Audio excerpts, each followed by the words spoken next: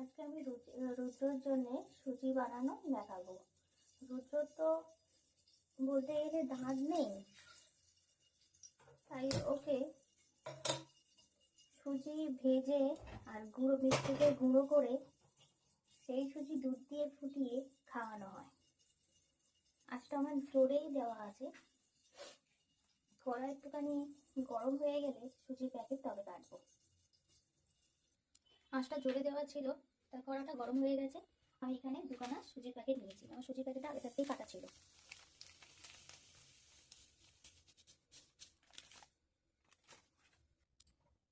যেহেতু জোরে দেওয়াটা পুড়ে যাচ্ছে, তাই আমি আস্তে দিয়ে দিলাম কড়াটা।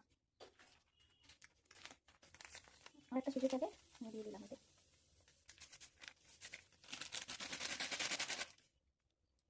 কড়াটা গরমই আছে, একটু নাড় নেড়ে চেড়ে দিই, নাহলে কালো কালো হয়ে যাবে।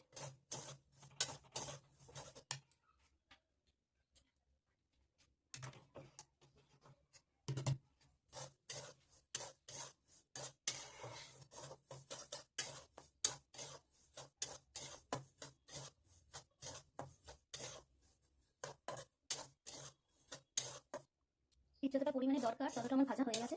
এবার এটা আমি একটা ভালো পাত্রে নামিয়ে রাখবো।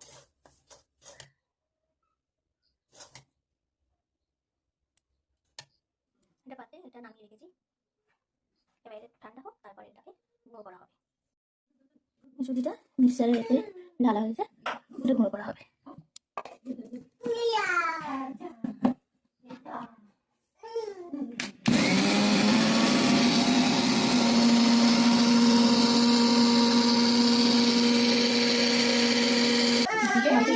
সেটা করে দিতে বাবা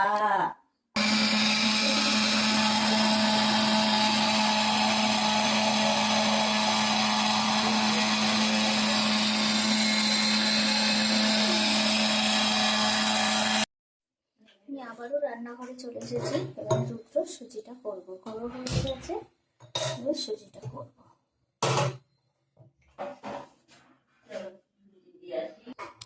এটা এতটাই গরম, যার জন্য একে এখনো কৌটোতে ঢালা হয়নি। এবার কৌটোতে ঢালবো। ঠান্ডা হয়ে গেলে এর একটা পরিমাণ আছে, এই চামচের আমি 3 চামচ নেব সুজি।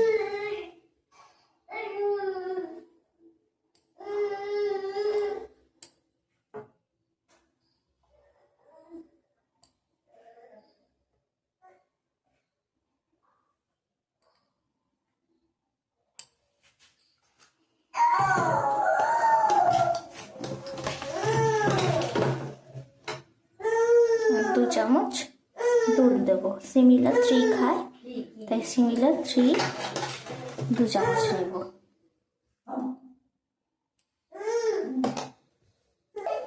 এবার এটাকে ঘাঁটবো তখন না এটা হয়।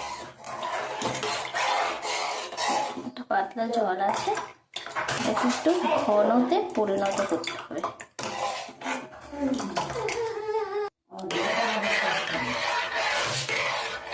এখনো একটু বাকি আছে, এখনো হয়নি।